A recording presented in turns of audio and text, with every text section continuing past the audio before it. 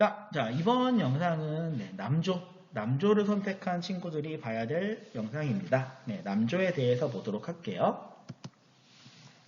남조에서는 처음에 나오는 나라는 동진인데, 이 동진은 진나라가 이 북쪽에 진나라가 영가해난을 통해서 북쪽 민족의 침입으로 수도 남쪽으로 옮겼지. 진나라가 남하한 게 동진이야. 그래서 이 전에 진은 서진이라고 하고, 이 남쪽으로 내려온 진을 동진이라고 해요. 어쨌든 같은 나라야, 같은 진인데 후대의 사람들이 구분하기 위해서 동서를 붙인 거야.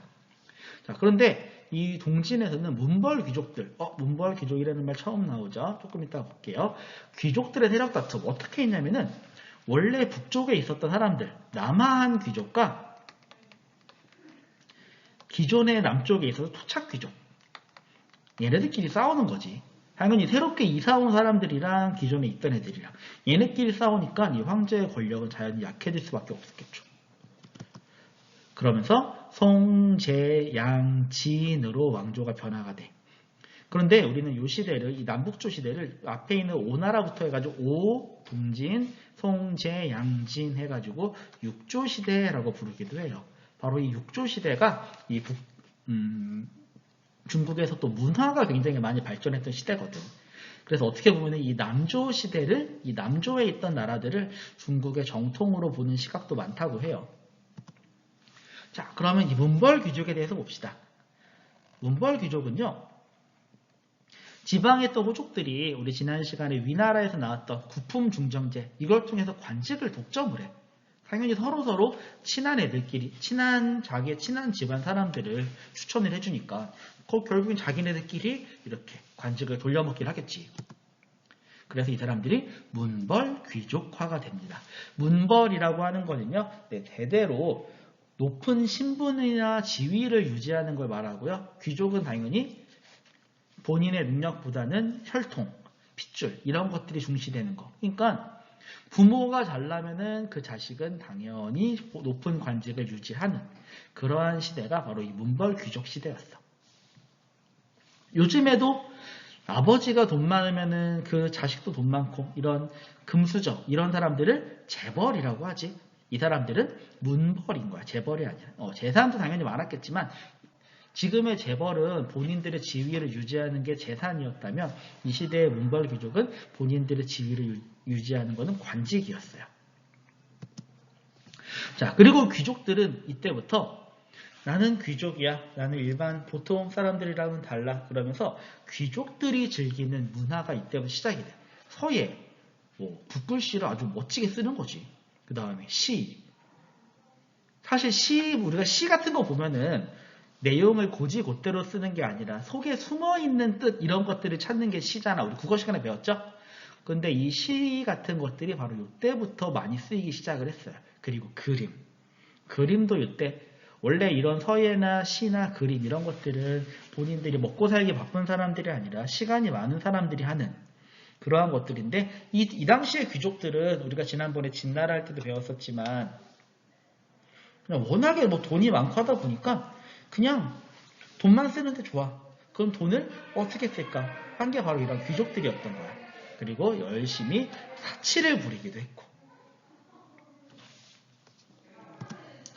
자, 그러다 보니까 내가 돈이 별로 이 귀족이 아닌 사람들은 내가 아무리 열심히 해봤자 뭐가 되지를 않아요. 그러다 보니까 그냥 나는 이런 사회 세속적인 거에 관심이 없다. 이런 거에 관심이 없다. 그냥 나는 나 혼자서 다 혼자서 그냥 잘 살련다. 청담, 깨끗한 이야기라는 뜻이거든. 서로 그냥 깨끗한 이야기, 청렴결백한 이야기, 이런 것들을 나눈대. 근데 그러다 보니까 이게 무슨 문제가 생겼냐? 넘어가 버렸네. 자, 이 청렴결백한 얘기를 하다 보니까 이게 무슨 문제가 생겼냐면은 처음에는 청담사상 얘네들은 얘네들은 원래 청담사상의 사람들은 관직에도 올라가지 않고 그랬던 사람들인데 이러한 것들이 멋있어 보이는 거야. 그치? 그러니까 뭘 봤을 때 나는 그런 거 필요 없어. 난 뭔가 쿨해 보이잖아. 근데 이런 것들이 이 청담사상이 귀족 사회로 전파가 돼요. 그럼 이 귀족들은 문벌 귀족이니까 높은 관직에 있는 사람들이잖아. 관직에 있는 사람들이 청담사상, 나는 그런 거에 관심이 없어. 근데 일을 해야 되는 사람이 관심이 없으면 말이 안 되지. 결국 이 청담사상이 귀족 사회로 퍼지면서 사람들이 일을 안 하게 돼버려. 사람들이 일을 안 해.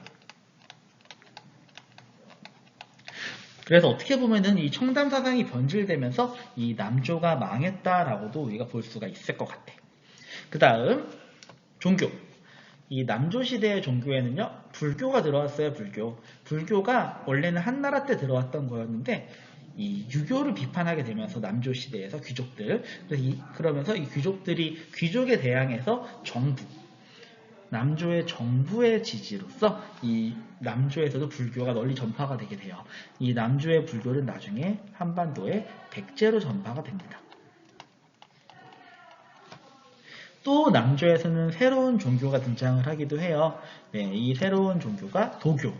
도교는 우리가 지난번에 제자백과 배울 때 노자와 장자의 도가 사상에 대해서 배웠었죠. 이 도가 사상이 여러 민간 신앙이나 이런 것을 합쳐서 체계화가 되면서 종교로 발전을 했어. 근데 도교는 어떻게 보면 되게 실체를 알 수 없는 종교이기 때문에 뭔가 되게 애매해. 그러니까 현실에 관심이 없는.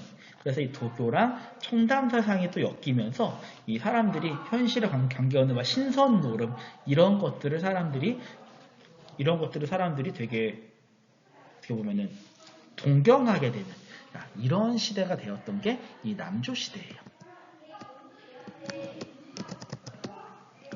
자, 그리고 이 남조 시대에서 가장 중요했던 거 바로 강남이 개발되기 시작한 거죠.